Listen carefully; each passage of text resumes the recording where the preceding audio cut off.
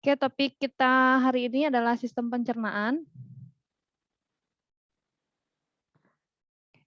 Capaian pembelajaran setelah perkuliahan, mahasiswa diharapkan mampu pertama mengidentifikasi organ-organ utama dari saluran pencernaan seperti mulut, kelenjar, ludah, faring, kerongkongan.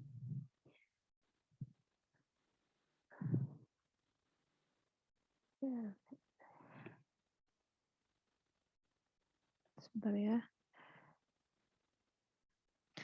Perut, usus halus, usus besar, rektum, dan anus. Ini perut di sini maksudnya lambung ya. Kemudian menyebutkan organ tambahan atau aksesori sistem pencernaan, menjelaskan fungsi masing-masing organ pencernaan. Jadi pencernaan itu merupakan proses pemecahan makanan ya, baik secara mekanik dan kimiawi dari bentuknya yang padat menjadi sederhana sehingga bisa diserap oleh tubuh kita. Jadi bayangkan aja ya kalau tidak ada sistem pencernaan ini, kalau misalnya kita makan makanan yang keras seperti keripik gitu ya, kalau tidak ada sistem pencernaan ya nggak bisa diserap oleh tubuh. Fungsi utamanya pastinya untuk menyediakan baik makanan, air, dan elektrolit bagi tubuh kita, nutrisi untuk tubuh kita. Jadi nutrisi untuk bagi tubuh kita tuh fungsinya ada 3 ya. Pertama bisa untuk sumber tenaga ya, sumber energi untuk aktivitas kita ya. Walaupun misalnya kita tidur, diam begitu saja, tapi ternyata tubuh kita juga tetap membutuhkan energi ya. Jangan dikira duduk diam itu tidak mengeluarkan energi, ya tetap mengeluarkan energi. Kemudian sumber makanan ini juga bisa sebagai pembangun tubuh. Jadi tubuh sel-sel kita ini terdiri dari sel-sel kita ini dibentuk oleh makanan yang kita makan ya. Jadi seperti protein gitu itu membentuk sel-sel tersebut, membangun sel tubuh kita. Kemudian juga makanan itu fungsinya atau nutrisi itu juga fungsinya untuk menghasilkan senyawa kimia lain ya dalam tubuh kita. Apakah itu berupa hormon, berupa neurotransmitter, enzim, dan lain-lain sebagainya. Kemudian untuk sistem pencernaan ini dibagi 2 ya. Ada yang disebut sebagai organ utama, ada yang disebut sebagai organ tambahan atau aksesori. Nah, kalau organ utama itu contohnya mulut, faring, esofagus ya, lambung, usus besar, usus halus, rektum, dan saluran anus. Kalau organ tambahan itu dia tidak langsung makanan itu tidak langsung bertemu dengan organ tersebut ya. Tapi organ tersebut seperti kelenjar-kelenjar itu mempengaruhi bagaimana nutrisi itu terserap ke dalam tubuh kita ya, atau dia mengeluarkan enzim sehingga membantu pencernaan dari makanan tersebut. Nah, yang termasuk kelenjar aksesori di sini ya, ada kelenjar ludah, pankreas, hati, dan saluran empedu. Oke, bisa dilihat di sini gambar dari sistem pencernaan. Ya, dari rongga mulut ya, dari rongga mulut ini di sini dituliskan ada palatum durum ya. Ini palatum ini bagian langit-langit yang ada di mulut kita. Kemudian ada lidah, kemudian ada orofaring, bagian dari faring tapi yang khusus. Jadi faring ini kan bisa saluran bisa untuk masuk udara, bisa untuk masuk makanan ya. Kalau yang berperan dalam sistem pencernaan itu orofaring. Kemudian ada esofagus ya. Kemudian di sini ada lambung.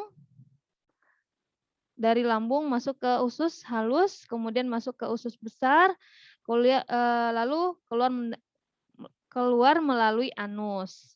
Nah, di sini juga ada kelenjar yang mempengaruhi sistem pencernaan, yaitu ada pankreas, kemudian ada hati, kantung empedu.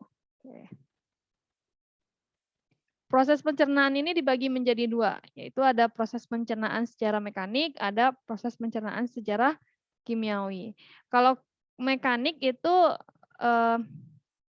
ini ya berupa pengunyahan misalnya contoh gigi, kemudian peremasan di lambung contohnya.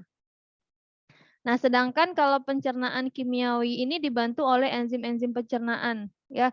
Kalau di mulut itu ada air ludah yang mengandung enzim-enzim pencernaan sehingga dari di mulut saja ya, di mulut saja seperti keripik yang keras kalau kena ludah kan dia lembut ya, menjadi lembut. Nah, itu peran dari air ludah. Kemudian di lambung kita tuh banyak sekali enzim-enzim yang nanti bisa merubah protein, merubah lemak, merubah glukosa ya, bukan glukosa. Karbohidrat ya, karbohidrat menjadi bentuk yang lebih sederhana lagi. Nah, untuk aktivitas pencernaan ada istilah ingesti ya. Ingesti itu merupakan suatu proses memasukkan makanan ke dalam saluran cerna. Kemudian ada propulsi, mencampurkan makanan dan memindahkan sari makanan ke dalam saluran cerna. Ada gerakan peristaltik ya. Kemudian ada digesti atau mencerna, itu menghancurkan makanan secara mekanik. Contohnya mengunyah dan pencernaan makanan secara kimiawi dengan enzim. Ada absorpsi, proses penyerapan makanan yang dicerna ke dalam dinding organ saluran cerna. Kemudian ada egesti, ya, proses pengeluaran substansi makanan yang tidak dapat dicerna dan diabsorpsi di saluran cerna, contohnya melalui anus. Nah, struktur dasar saluran cerna. Jadi saluran cerna kita dari setelah melewati mulut ya, setelah melewati mulut, kemudian ke faring, masuk esofagus, ke lambung, usus halus, usus besar, itu semuanya strukturnya sama. Struktur dasar salurannya itu sama ya. Terdiri dari 4 lapisan jaringan. Ada serosa, kemudian ada muscularis externa, ada submukosa dan mukosa. Jadinya semuanya sama ya, terdiri dari 4 lapisan. Ini kalau dibedah ya, ini contohnya usus halus ya. Kalau kita bedah ini maka akan terlihat di sini bahwa dia terdiri dari 4 lapisan. Ya, mukosa, submukosa, mukularis dan tadi serosa ya. Ada serosa bagian atasnya. Nah, pertama bagian serosa. Serosa ini merupakan selapis jaringan ikat diliputi oleh sel gepeng, ada namanya sel gepeng ya, mengelilingi permukaan luar saluran cerna. Sekresi cairan serosa untuk membasahi dan mencegah gesekan dengan organ lain. Nah, ini fungsi dari cairan serosa. Bentuk lembar jaringan ikat tipis-tipis atau disebut dengan mesenterium menghubungkan serosa ke dinding abdomen menopang segmen GI ke rongga abdomen. Yang kedua ada muscularis externa. Ya, muscularis externa ini merupakan jaringan otot polos. Kontraksinya menimbulkan gaya mendorong dan memindahkan isi saluran cerna. Terdiri dari 2 lapisan, otot sirkuler dan otot longitudinal. Kalau otot sirkuler ini sebelah dalam, tebal, dikelilingi lumen. Jika kontraksi, lumennya menjadi sempit. Kalau otot longitudinal dia berada di sebelah luar, lebih tipis. Bila kontraksi salurannya akan memendek. Ya, jadi ada yang menyempit, ada yang memendek. Nah, itu disebut dengan itu yang disebabkan oleh otot muscularis externa ini. Nah, otot muscularis externa ini di antara kedua otot polos terdapat plexus, ada istilahnya plexus ya, saraf lain yang lebih ekstensif. Contohnya ada plexus myentericus auerbach, plexus submucosa, kemudian plexus myentericus intramural, kemudian ada neuron lain di saluran GI yang membentuk sistem saraf enterik. Nah, ini nanti hubungannya kepada sistem saraf ya, yang mempersarafi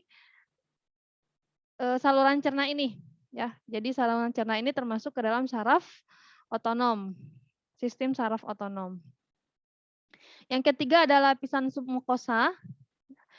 Lapisan submukosa ini berupa jaringan ikat kedua di bawahnya. Lapisan ini dilalui oleh pembuluh darah dan limfe lebih besar, cabangnya menembus lapisan mukosa di atas lapisan otot di bawahnya. Terdapat jala saraf disebut dengan plexus submukosa. Jadi di mukosanya ini juga ada plexusnya ya. Nah, tadi submukosa, sekarang mukosa. Mukosa ini merupakan jaringan epitel yang tersusun di atas lamina propria dan muscularis mukosa. Fungsinya untuk sekresi kelenjar, absorpsi zat gizi, pelindung terhadap bakteri. Nah, yang tadi yang disebut lamina propria ini berada di bawah lapisan epitel, jaringan berupa jaringan ikat dilalui oleh pembuluh darah kecil, serat saraf dan saluran limfe. Lamina propria dipisahkan jaringan ikat di bawahnya oleh suatu lapisan tipis otot polos yaitu muscularis mucosa. Nah, ini gambar dari struktur mikroskopis saluran cerna ya. Ini mukosanya. Kemudian lipatan-lipatan ini disebut dengan villi, ya. Ototnya disebut dengan muscularis mucosa. Kemudian ada submucosa, ada muscularis externa, ya. Kemudian paling luar itu serosa.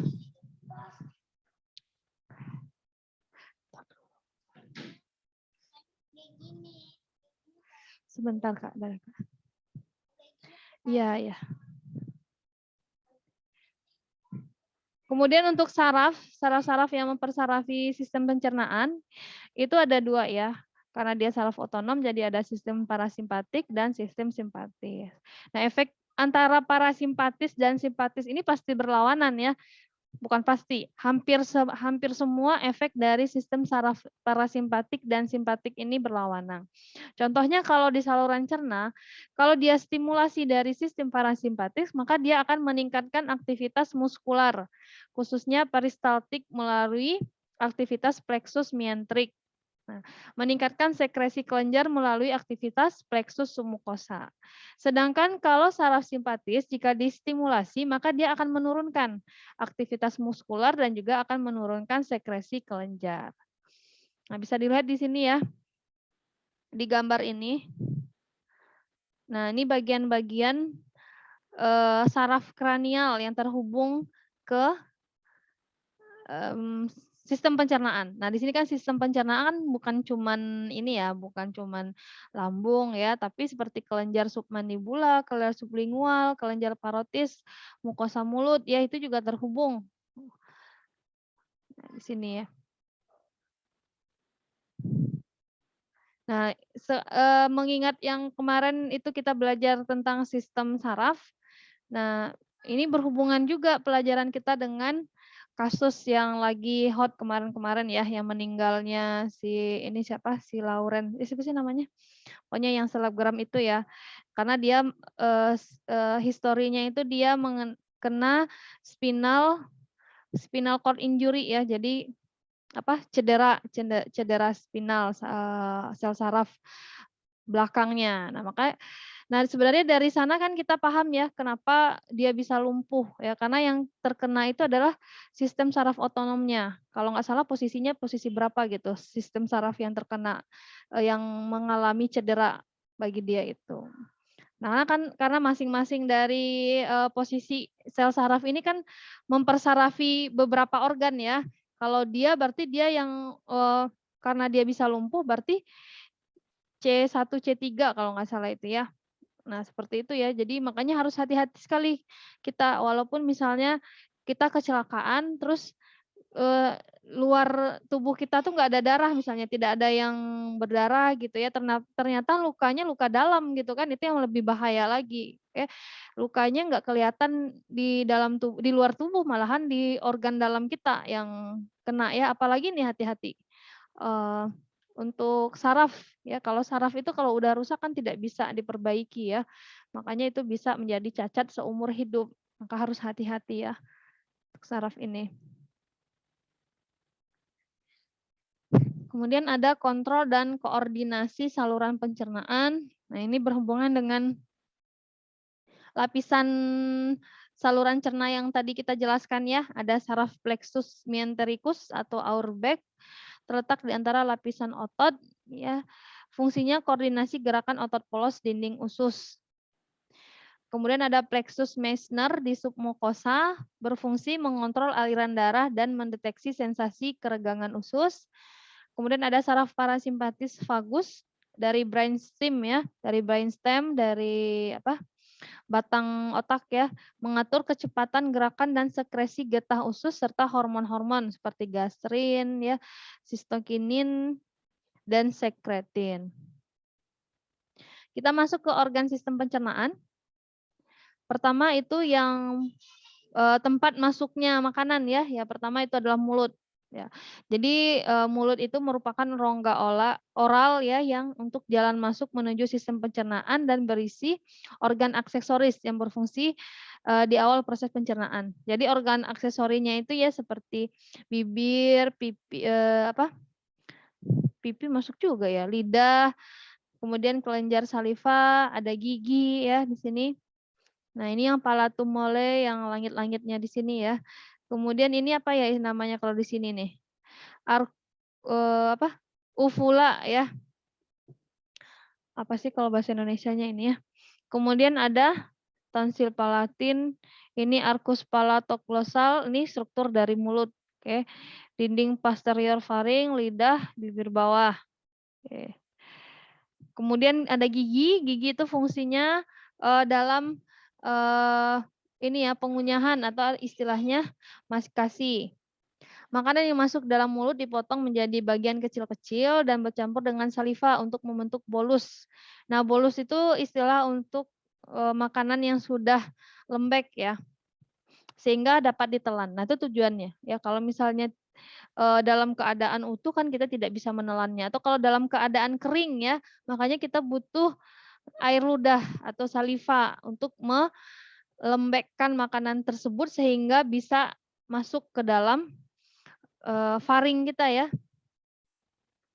Ini struktur gigi. Ini udah biasa ya, gigi seri, gigi taring, gigi geraham. Oke. Ini bagian dari gigi ya. Ada yang disebut dengan mahkota, ada yang disebut dengan akar. Mahkotanya terdiri dari enamel, dentin, rongga pulpa, leher, gusi, gitu ya. Kemudian ada lidah, lidah terletak di rongga mulut, berfungsi memindahkan posisi makanan sehingga makanan mudah dikunyah secara merata. Nah, jadi lidah itu juga fungsinya untuk membantu proses penelanan dan sebagai indera pengecap. Nah, kemudian yang penting juga di sini ada kelenjar saliva, ya. Kelenjar saliva ini yang mensekresikan saliva ke dalam rongga oral. Saliva ini terdiri dari cairan encer yang mengandung enzim dan cairan kental yang mengandung mukus. Ya, jadi ada apa? Nanti di mulut, kemudian di lambung itu akan menghasilkan mukus ya, cairan kental. Nah, saliva ini terdiri dari 90% ya mengandung saliva terutama terdiri dari sekresi serosa. Serosa berarti lapisan yang tadi ya, 90% dan mengandung enzim amilase serta berbagai jenis natrium, klorida, bikarbonat, dan kalium, sekresi mukus yang lebih kental dan lebih sedikit yang mengandung glikoprotein. Nah, ada 3 pasang kelenjar, kelenjar parotis, kelenjar sublingual, dan kelenjar sublingual. Ya, yang di sini ya. Ini letak kelenjarnya di sini. Ya, ini ada kelenjar parotis, kelenjar sublingual, kelenjar submandibular. Ya. Nah, ini kalau diperbesar bentuknya seperti. Kalau sel kelenjar ini kan bentuknya seperti bulat-bulat gini kan seperti tabung ya. Bukan tabung, kantong. Seperti kantong-kantong di mana nanti ada selnya yang bertugas mensekresikan. Mensekresikan itu artinya mengeluarkan ya enzim-enzim yang dihasilkan oleh kelenjar tersebut. Fungsi dari saliva bisa untuk membantu pencernaan polisakarida secara kimia, untuk lubrikasi. Lubrikasi itu melicinkan ya, lubrikasi makanan, membersihkan dan melubrikasi, juga pertahanan tubuh non spesifik. Nah, ini juga penting ya, ternyata saliva itu juga bisa membunuh kuman air ludah itu ya. Tapi tentunya pertahanan tubuhnya itu apa, tidak semuanya juga ya, buktinya tetap masih ada mikroorganisme yang bisa melewati saliva ini. Kemudian ada faring. Nah, sebelumnya kita juga di sistem pernafasan juga bicara tentang faring ya. Nah, faring ini merupakan organ yang menghubungkan rongga mulut dengan kerongkongan atau esofagus. Nah, di dalam lengkung faring terdapat tonsil atau amandel, yaitu kumpulan kelenjar limfe yang banyak mengandung limfosit, pertahanan terhadap infeksi. Nah, ini penting ya. Ketika ada radang amandel, jadi kemungkinan itu kalian memang sedang ada infeksi ya. Tuh, karena terbukti karena si amandel ini kan isinya ini ya, kumpulan kelenjar limfe yang banyak mengandung limfosit. Limfosit ini merupakan salah satu sel yang sel fagosit ya, yang berguna untuk membunuh benda-benda asing seperti mikroba. Dibagi menjadi 3 area, ada nasofaring, orofaring, dan aringofaring. Kalau nasofaring dia berperan penting dalam respirasi, orofaring dan laringofaring merupakan saluran utama sistem respirasi dan pencernaan. Jadi ada satu bagian yang faring ini yang dilalui udara dan dilalui oleh bukan pencernaan, makanan. Kemudian ada esofagus. Nah, esofagus ini merupakan tabung sepanjang 25 cm yang dimulai dari laringofaring dan turun di belakang trakea melalui mediastinum atau rongga di antara paru-paru. Kemudian makanan melewati diafragma ke sebuah lubang yang disebut hiatus esofageal dan berhubung dengan lambung. Makanan didorong ke esofagus menuju lambung secara peristaltik. Jadi gerakan peristaltik itu tidak hanya ada di lambung ya, tapi dari atas, saluran atas itu sudah ada gerakan peristaltik karena bentuk dari struktur dari saluran cerna kita itu dari atas ke bawah tuh strukturnya semua sama. Otomatis juga gerakannya sama ya. Jadi gerakan peristaltik itu juga bisa dari atas. Kemudian ada diglutisi penelanan ya, proses menelan. Ada beberapa tahapan. Tahap bukal, pertama makanan dikumpulkan di permukaan atas lidah sebagai bolus ya. Bolus itu bentuknya sudah lembek ya, yang lembab. Kemudian bolus didorong ke dalam faring. Kemudian ada tahap faringeal. Faring tertarik ke atas di bawah dasar lidah ya, berkontraksi dan epiglotis menutup. Nah, ini yang ini ya gunanya adalah mencegah makanan masuk ke trakea. Maka adanya epiglotis yang menutupi laring ya. Kalau misalnya masuk ke laring berarti dia masuk ke dalam paru-paru nanti ya. Atau ke trakea dulu, ke trakea. Makanya ada seperti katup.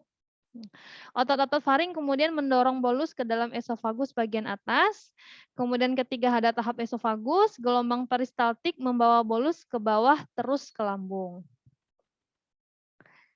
Untuk pencegahan regurgitasi atau reflux ya kembali ke esofagus. Jadi makanan itu kan setelah melalui esofagus bisa tiba-tiba keluar lagi ya. Nah, itu yang disebut dengan muntah ya. Tidak dari bisa jadi belum masuk ke lambung terus muntah atau baru di esofagus dia sudah dikeluarkan lagi. Nah, jadi untuk mencegah reflux kembali ke esofagus itu, kontraksi otot pada ujung bawah esofagus, lipatan mukosa pada esofagus bagian bawah, ya, ada jepitan esofagus oleh diafragma, jalan masuk yang bertonjolan dari esofagus ke dalam lambung.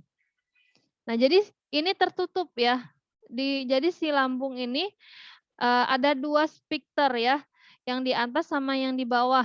Nah, itu nanti dia bisa terbuka dan tertutup. Tergantung dari ada makanan atau tidak ada makanan.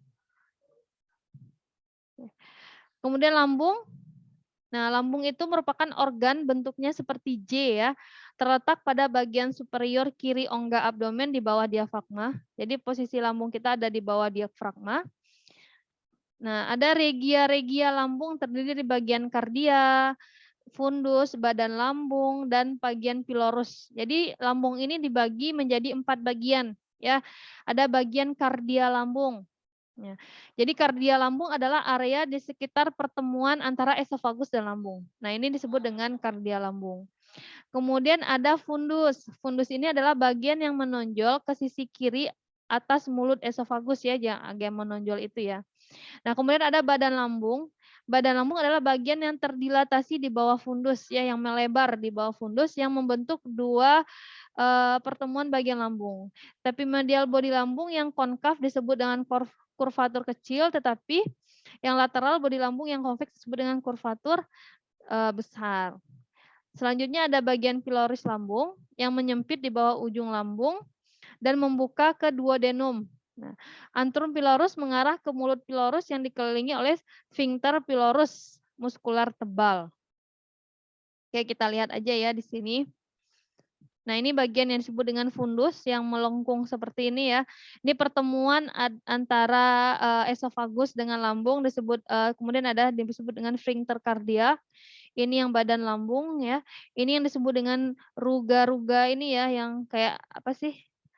eh Kalau dibilang lipatan bukan lipatan juga ya, seperti apalah istilahnya, maaf lupa. Kemudian ada kurvatur minor, yang kecil ini kurvatur minor, ini yang kurvatur mayor, ini antrum pylorus, ya, ada sphincter pylorus di sini. Nah, baru nanti ini duodenum. Nah, ini dia bisa menyempit, bisa melebar ya, tergantung apakah ada makanan atau tidak. Kalau mau mengeluarkan makanan menuju duodenum pasti dia akan melebar seperti itu. Susunan lapisan lambung dari dalam keluar terdiri dari pertama ada lapisan selaput lendir ya. Apabila lambung ini dikosongkan, lapisan ini akan berlipat-lipat seperti ruga. Jadi ruga itu istilahnya lipatan-lipatan ya. Kemudian ada lapisan otot melingkar disebut dengan musculus auricularis. Ada lapisan ototnya berupa miring disebut dengan musculus obliquus. Lapisan otot panjang, musculus longitudinal, dan lapisan jaringan ikat serosa atau peritoneum. Nah, ini bisa dilihat bentuknya ya.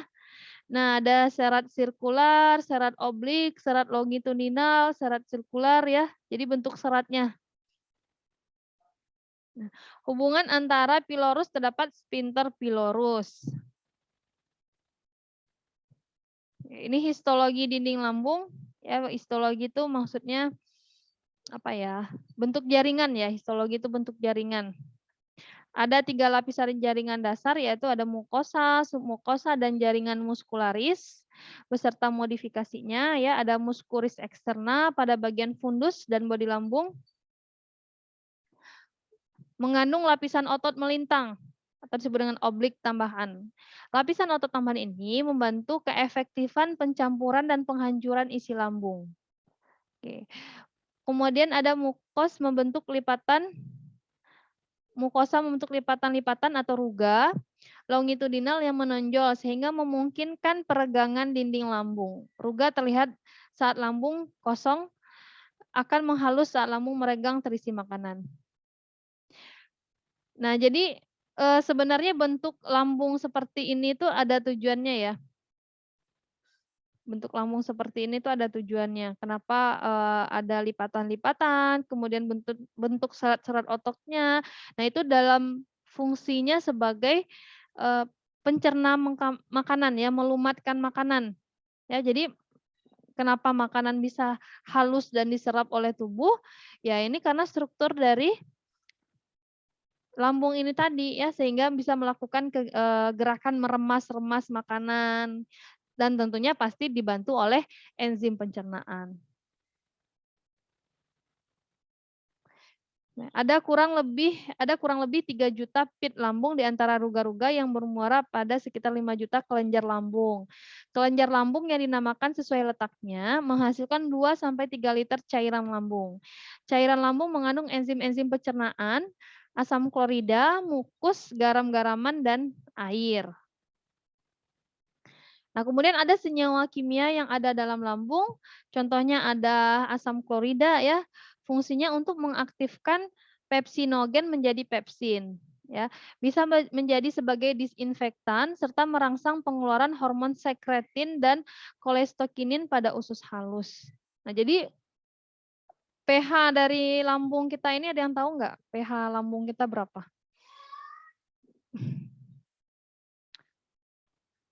pH lambung, cairan lambung itu 3 sampai 4 ya, kalau nggak salah ya, nanti dicek lagi. Nah, itu kenapa lambung kita seasam itu ada tujuannya juga ya. Ya tadi bisa untuk mengaktifkan pepsinogen menjadi pepsin, kemudian tentunya pasti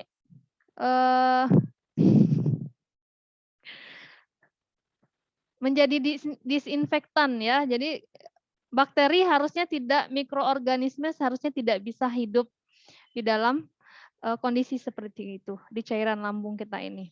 Ya, tapi untuk mikroorganisme yang bisa membuat kapsid ya atau kapsul, maka dia ada beberapa mikroorganisme yang ternyata tahan dengan asam lambung.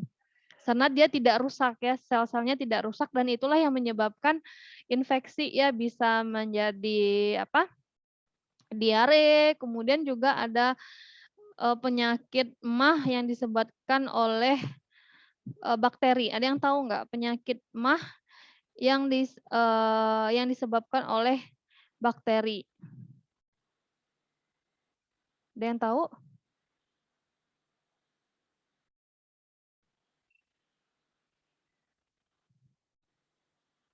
Kayaknya tidur semua nih ya.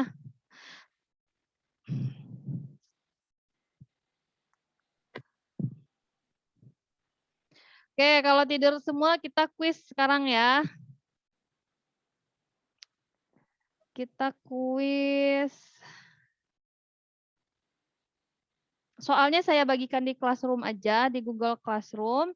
Nanti sistemnya soalnya esai ya. Jadi kalian jawab di kertas, di foto, kemudian diubah ke PDF, baru dikirimkan ke Google Classroom.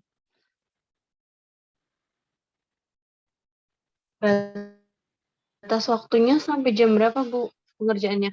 15 menit sampai jam 4:20 ya. Sebentar, saya upload dulu soalnya di Classroom.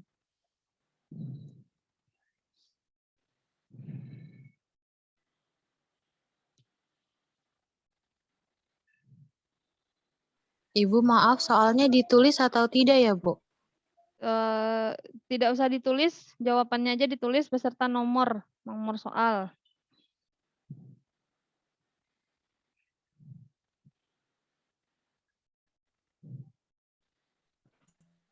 Kalau untuk yang remet quiz itu kapan, Bu? Nanti ya.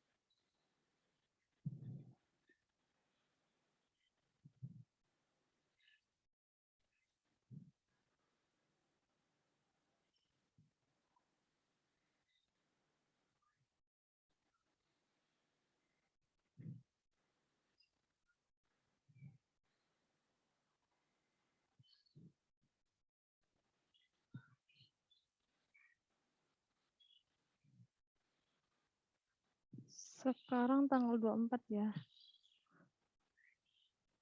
Oke, dikerjakannya sebentar. Berarti sekarang jam 15:20 misalnya ya. 20 menit berarti sampai 4:30. Oke, cobalah. 20 menit 4:30 berarti 4:30 aja ya, 16:30. 16:30. Oke.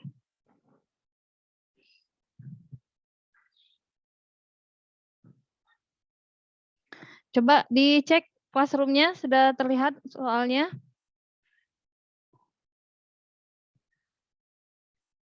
Sudah, Bu. Oke. Silakan dikerjakan ya. Yang mau sholat boleh sholat dulu, saya juga izin sholat dulu. Open book kok, boleh silakan. Mau lihat buku boleh.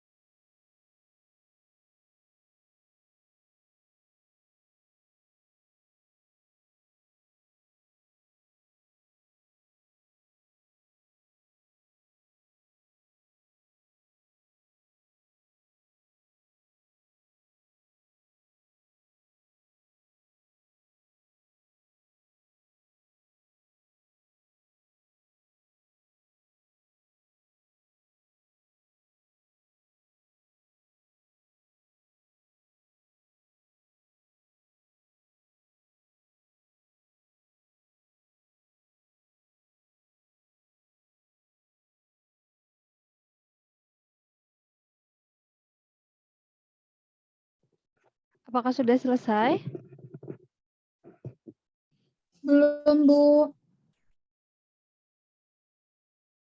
Belum, Bu. Belum, Bu. Belum, Bu. Belum semua ya. Oke, ini yang hadir cuma 48 orang.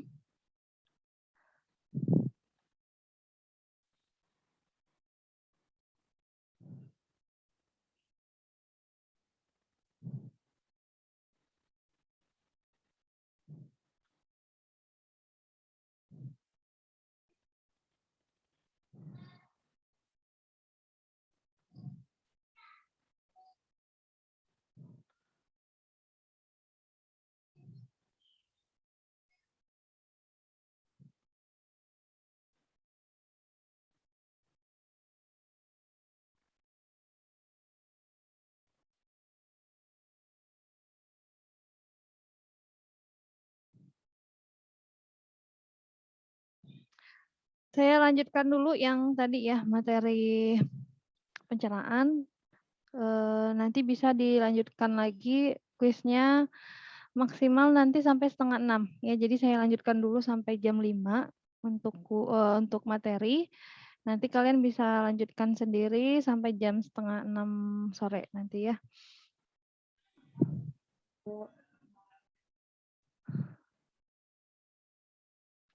Tadi kita sudah sampai di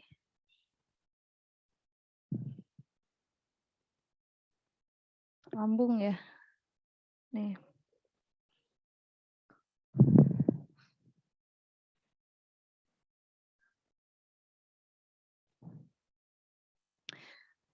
Senyawa kimia yang dihasilkan di lambung beserta fungsinya tadi sudah sampai asam klorida ya, yaitu HCl. Yang kedua itu ada enzim lipase. Lipase ini fungsinya untuk mengubah asam lemak menjadi gliserol. Nah, tapi enzim lipase ini yang dihasilkan di lambung itu sangat sedikit jumlahnya ya, jadi tidak terlalu banyak lemak yang diubah menjadi asam lemak dan gliserol. Kemudian ada enzim renin. Renin ini gunanya untuk mengendapkan protein pada susu dan hanya dimiliki oleh bayi. Ya, jadi ketika udah dewasa, setelah sudah dewasa itu enzim reninnya sudah tidak ada. Kemudian ada mukus. Ya. Mukus ini melindungi dinding lambung dari kerusakan akibat asam klorida. Jadi walaupun lambung kita ini menghasilkan HCl ya, tentu saja HCl ini kan salah satu asam kuat ya, yang kena tangan aja itu bisa mengiritasi tangan ya, mengiritasi kulit gitu. Nah, kenapa lambung kita walaupun di sana ada HCl tapi tidak apa-apa ya, karena ada mukus ini. Nah, itulah kalau misalnya kalian perhatikan untuk pasien-pasien yang memiliki penyakit lambung atau tukak lambung ya, itu tidak selalu obatnya kan bukan hanya ini ya, bukan hanya antasida ya. Kalau antasida itu merupakan step pertama, obat pilihan pertama ketika terjadi kenaikan asam lambung ya. Tapi untuk patofisiologi atau penyebab masalah lambung ini bukan hanya ini ya, bukan hanya kelebihan HCl aja gitu ya. Tapi juga bisa jadi karena dinding lambungnya ini sudah kekurangan mukus ya yang dihasilkan oleh mukosa. Jadi lapisan atau cairan pelindung dari dinding lambung itu sudah berkurang jumlahnya. Nah, ini salah satu obat-obatan yang bisa membuat mukus ini produksi mukus di lambung itu berkurang.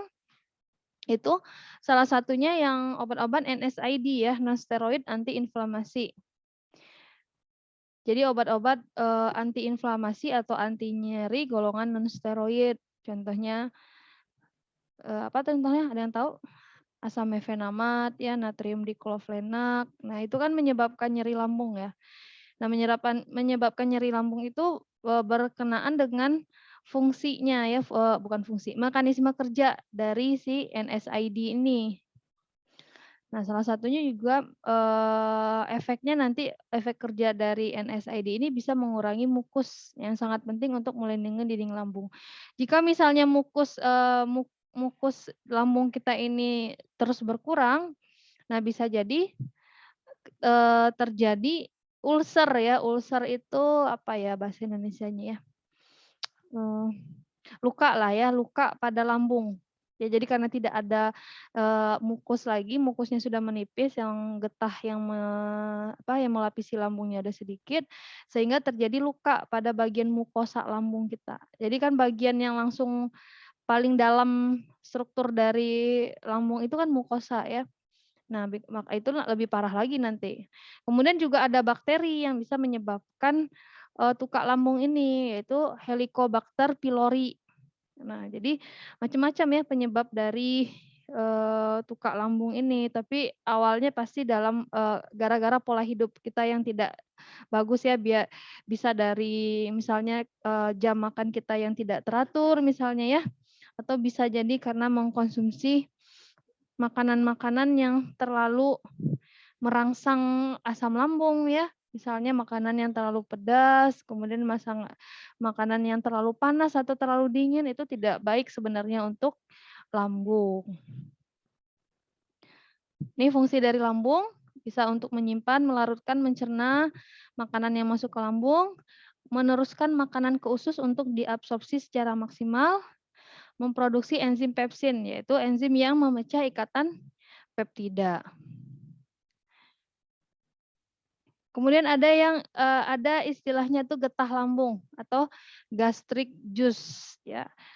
Nah, getah lambung ini isinya pertama ada pepsinogen yang tadi ya, yang cairan-cairan kimia tadi sama aja ya. Dihasilkan oleh chief cell, fundus dan corpus. Kemudian ada HCl ya, dihasilkan oleh sel-sel parietal, fundus dan corpus. Fungsi dari HCl tadi sudah dijelaskan.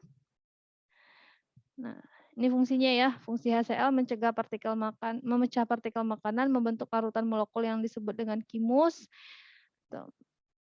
tidak mampu memecah protein dan lemak, memusnahkan bakteri yang masuk ke dalam lambung, tapi tidak efektif 100%. Nah, ini catatannya ya, masih banyak malahan ya bakteri-bakteri yang masih tahan dengan asam lambung ini. Makanya tetap makanan itu harus bukan steril juga ya, bersih lah, higienis. Kalau steril kan tidak bisa ya, kalau steril berarti kan nol mikroorganisme ya, tapi setidaknya jumlah mikroorganismenya itu masih dalam rentang yang dibolehkan. Kemudian ada istilahnya faktor intrinsik ya. Faktor intrinsik itu gunanya untuk penyerapan vitamin B12. Kemudian juga menghasilkan sel parietal. Mukus tadi yang kita bahas tadi itu dihasilkan oleh sel goblet. Nah, pada ini ya, pilorik ini. Kemudian ada yang disebut dengan ECL ya, ECL. Nah, ini sel yang menghasilkan histamin. Nah, makanya salah satu obat lambung, obat penyakit sistem pencernaan itu kan ada antihistamin ya. Contohnya ranitidin. Tuh. Karena ternyata di lambung ini juga menghasilkan suatu histamin ya yang membuat nyeri pada lambung. Kemudian ada sel G pada antrum menghasilkan hormon peptida atau gastrin. Fungsinya menstimulasi sekresi HCl pada sel parietal.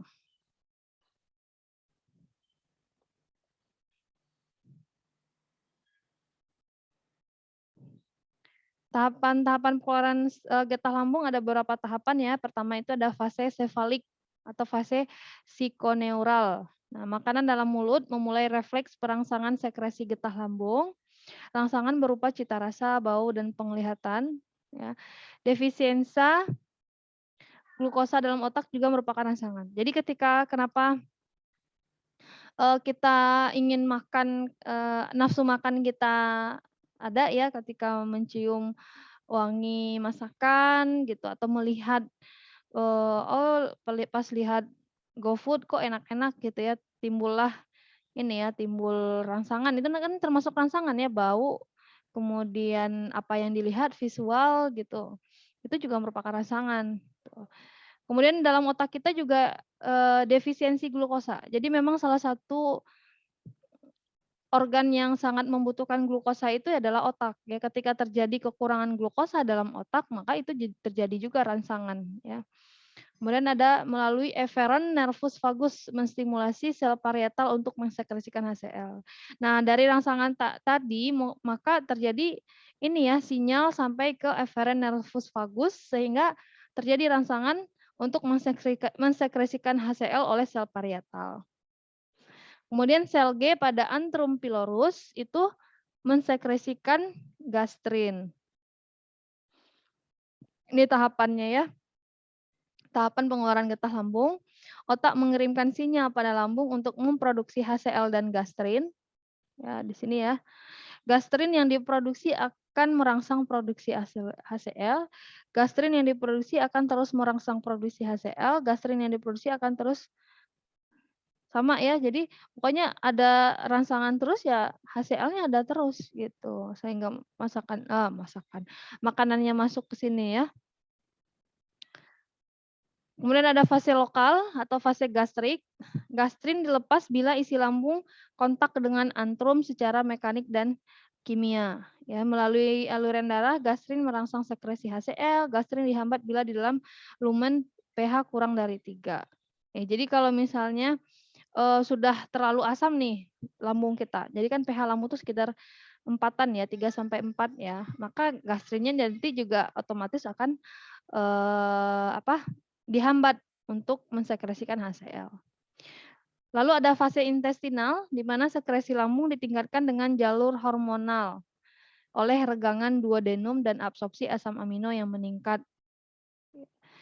Kemudian sekresi lambung dihambat oleh hormon enterogaston yang dikeluarkan oleh duodenum bila pH kimia yang memasukkan duodenum rendah dan lemak dalam kimus meningkat. Nah, jadi tukak lambung itu ya, ada tukak lambung, ada tukak usus juga ya. Jadi luka pada sistem pencernaan itu bisa terjadi di lambung, bisa terjadi di usus. Nanti juga pengobatannya nanti akan berbeda. Nah, ini usus halus. Nah, di dalamnya usus halusnya berlipat-lipat ya, lipatan-lipatan. Jadi usus halus ini diameternya kurang lebih 4 cm, mulai dari lambung sampai usus besar, panjangnya itu 275 berarti 2 meter ya, sekitar 3 meter kurang sedikit. Dibagi menjadi 3 ya, ada duodenum, jejunum, dan ileum. Nah, dia memiliki banyak lipatan-lipatan yang disebut dengan villi. Nah, ini bentuknya. Fungsi dari usus halus itu adalah untuk absorpsi makanan, untuk berlangsungnya terutama di duodenum dan jejunum ya. Kemudian absorpsi cairan elektrolit. Nah, tempat diabsorpsinya makanan itu yang di situ di usus halus. Berlangsung terutama di duodenum dan jejunum. Nah, ini villi, lipatan-lipatan yang ada pada usus halus. Pusat vilus berisi pembuluh limfe yang buntu. Raktial kapiler merupakan cabang arteriola serta bermuara kavernula setiap 5 hari diganti. Nah, terjadi regenerasi terus ya. Gerakan usus halus itu terjadi secara otonom ya, gerakan ke belakang dan ke depan dari masing-masing villi hasil kontraksi otot mukosa. Gerakan pendular berupa ayunan ya, jadi ada ke depan, ke kiri, ke belakang gitu ya. Ada yang juga berupa ayunan. Ini dilakukan oleh otot longitudinal. Kemudian ada gerakan sirkuler secara ritmik oleh otot sirkuler.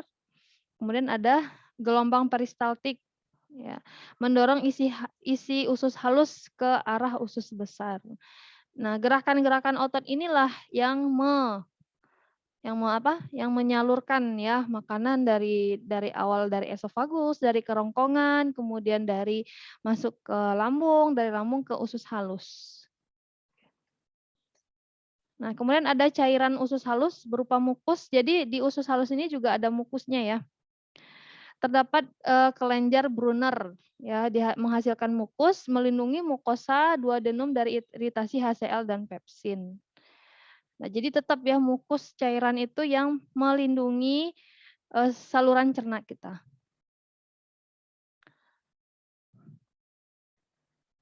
Kemudian tadi selain apa? Selain organ utama kan kita juga ada organ aksesoris ya. Ada organ aksesoris itu salah satunya itu adalah kelenjar ya, kelenjar eksokrin dari sistem pencernaan. Apa aja kelenjarnya? Ada kelenjar saliva, ada hati, pankreas. Kalau kelenjar saliva tadi kita sudah bahas ya, kita masuk ke hati dan pankreas. Nah, organ hati. Jadi hati ini merupakan suatu organ untuk memetabolisme ya, metabolisme makanan atau obat itu pusatnya di hati. Nah, hati ini berfungsi untuk mensekresikan empedu, mensekresikan sel epitel saluran empedu. Nah, bagian-bagian dari hati ya. Ini bagian kanan, bagian kiri. Nah, lobus kanan, lobus kiri. Lobus kanan ini lebih besar daripada lobus kiri. Nah, ada falciform ligamen, ligamentus teres, dan ini ya. Ini kandung empedu.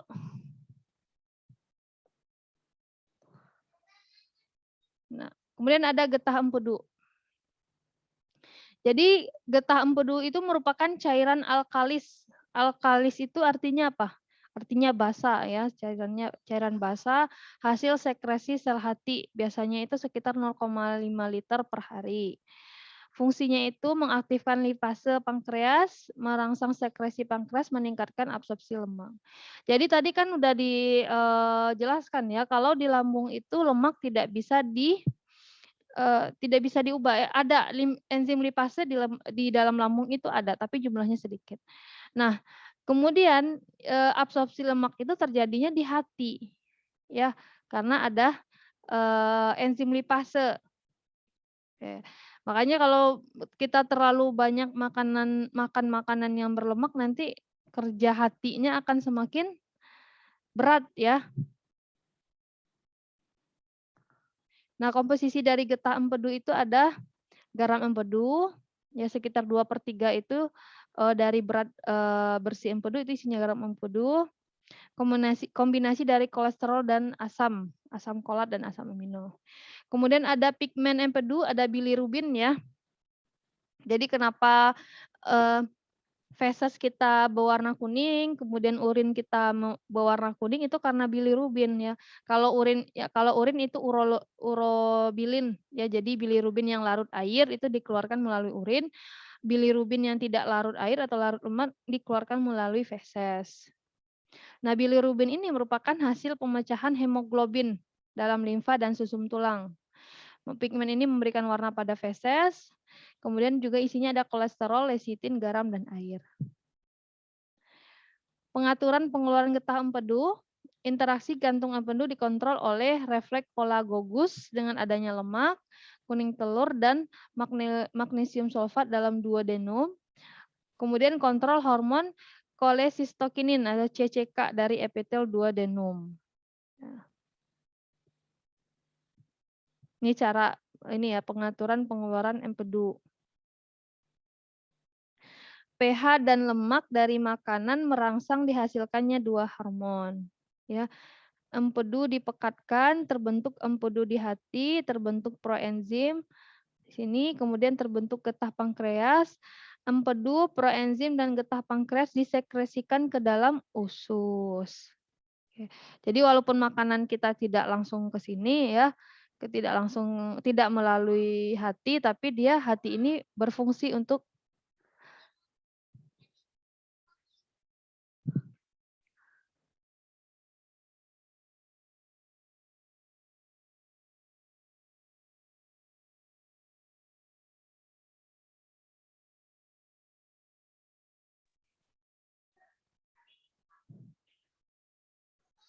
ya, ini pankreas ya, yang kita bahas tadi pankreas. Nah, pankreas ini terdiri dari sel penghasil zimogen ya dan enzim.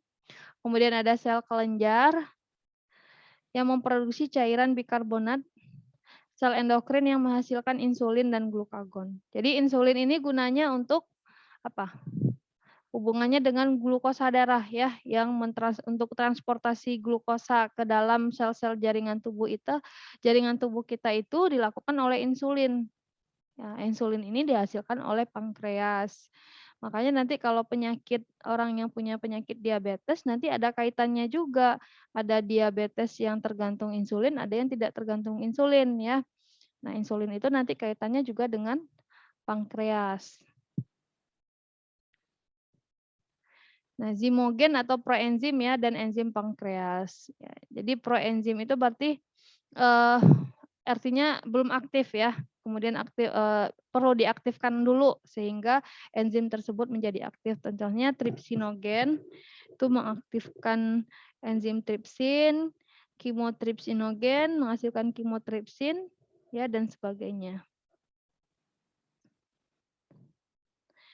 Enzim-enzim pankreas yaitu ada alfa amilase, lipase ya.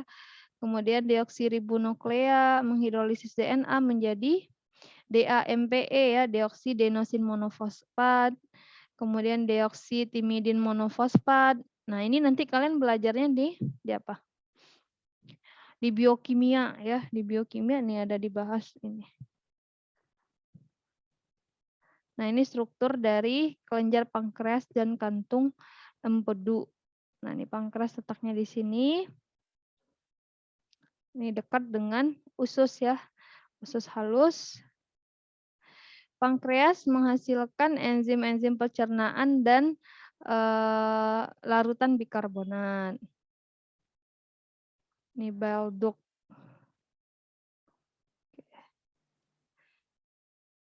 Pengaturan pengeluaran getah pankreas ya. Tadi ada getah empedu, ada getah pankreas, ada getah lambung, getah empedu, getah pankreas. Berarti itu cairan-cairan semua ya. Sekresi getah pankreas diatur oleh nervus vagus dan hormon yang dihasilkan oleh epitel duodenum. Hormon sekretin yang merangsang pengeluaran getah pankreas dan kandungan asam karbonatnya. Hormon CCK atau kolesistokinin yang identik dengan pankreosimin merangsang pengeluaran enzim-enzim pankreas. Pengeluaran hormon sekretin dan CCK dirangsang dengan adanya lemak dan pH rendah yang dalam duodenum. Ya, jadi ketika ada lemak dan pH-nya rendah, maka itu akan merangsang hormon kolesistokinin dan sekretin. Cairan pencernaan yang dialirkan ke usus halus, ada cairan pankreas, empedu, dan cairan usus halus itu sendiri. Jadi usus halus itu juga punya cairan sendiri ya. Absorpsi usus halus, tuh ada karbohidrat, kemudian ada hasil akhir dari pencernaan ya. Jadi karbohidrat ini hasil akhirnya berupa monosakarida, glukosa, galaktosa, dan fruktosa. Ya, transport aktif dan tidak perlu insulin. Kemudian protein, hasil akhir pencernaan protein itu adalah asam amino, dia memerlukan transport aktif. Kalau lemak, hasil akhir pemecahan lemak itu adalah asam lemak bebas, gliserol, dan monogliserida. Nah, ini kemudian kita lanjut ke usus besar. Usus besar fungsinya untuk menyerap air dan elektrolit, menyimpan bahan feses dan defekasi ya. Kok ini? Nah, gangguan usus itu bisa berupa konstipasi, megakolon atau diare. Ya, ini usus besar tadi. Nah, ada ascending, ada descending ya. Jadi ascending itu apa? Ke atas ya, ke bawah. Nah, kemudian ada anus. Anus itu tempat pengeluaran ini ya, zat-zat makanan yang sudah tidak dibutuhkan lagi oleh tubuh. Nah, biasanya penyakit yang sering terkena itu adalah hemoroid atau apa? Wasir ya. Wasir. Nah, wasir itu terjadi apa? Pembengkakan pembuluh darah pada anus ya. Nah, penyebabnya apa? Macam-macam ya, karena biasanya konstipasi ya. Konstipasi itu nanti berujung ke hemoroid atau mungkin perilaku berdefekasinya yang nggak bagus ya. Jadi kan dilarang mengejan ya. Kalau mengejan itu bisa menyebabkan ini pembuluh darah di sini menjadi besar. Oke, aktivitas sekresi dan mencerna ya. Ada kontrol sekresi dan komposisi cairan. Jadi intinya pencernaan kita tadi kan secara kimiawi ya itu dibantu oleh enzim-enzim pencernaan, dan enzim-enzim pencernaan itu ternyata kaitannya juga ada dengan kelenjar-kelenjar lain yang disebut dengan organ aksesori. Oke, habis ya.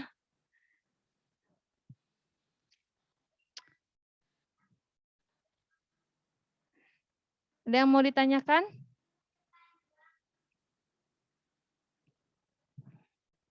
Kita ujian itu UAS minggu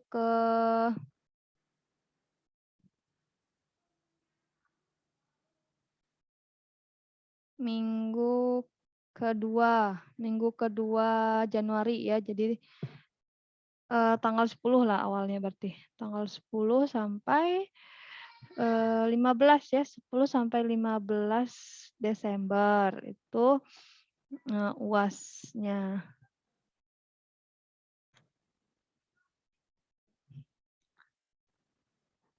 Sebelum ditutup ada yang mau ditanyakan dulu? Mau Bu izin bertanya? Silakan. Bu, itu untuk UAS ada kisi-kisinya nggak, Bu? Kisi-kisi, nggak ada kisi-kisinya. Bingung juga saya bikin kisi-kisi ya. Ibu mau nanya, Ya silakan Reni. untuk UAS itu materinya dari awal atau yang setelah UTS saja? Setelah UTS. Kasih ya Bu. Ya.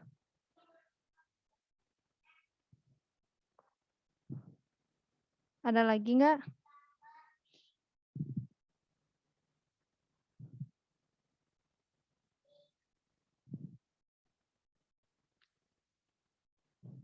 Oke, kalau tidak ada, sudah jam 5, silakan kalau mau dilanjutkan kuisnya yang tadi ya. Bu, Ada yang maaf, mau izin bertanya, Bu. Ya, Rahma, silakan. Tadi ada yang kuisnya, ada yang lagi kerja sama ada yang lagi di jalan, itu gimana ya, Bu? Nanti sampai 5:30. Oh iya, makasih, Bu. Emang masih di jalan juga ini, yang lain. Tadi sih Bu bilangnya, sama ada yang kerja sore, Bu.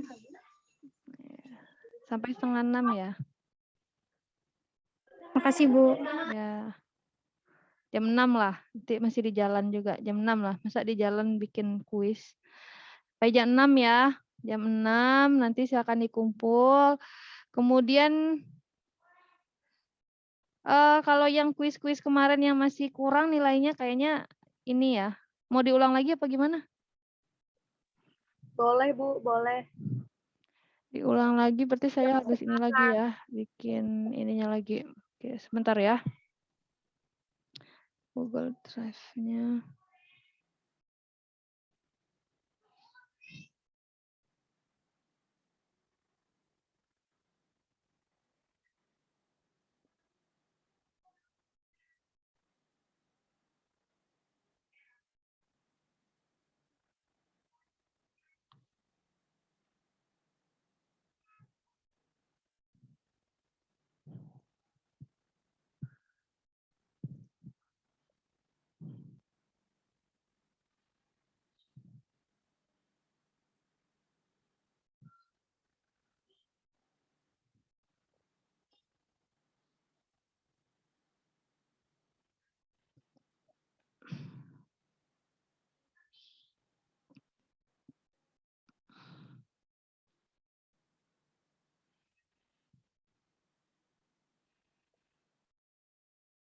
Saya kirimkan linknya di chat box.